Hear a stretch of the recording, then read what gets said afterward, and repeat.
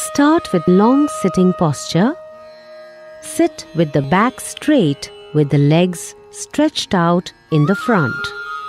Palms resting on the ground. Fingers pointing forward. Fold the right leg at the knee and place the foot under the right buttock. Similarly, folding the left leg, place left foot under the left buttock. Spread both the knees wide apart, keeping the big toe touching each other. Place the palms between the knees.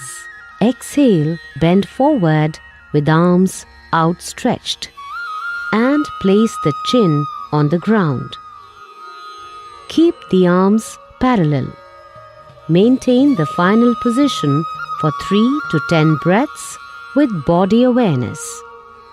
Inhale and come up and close the knees together. Stretch the legs. Return to starting position.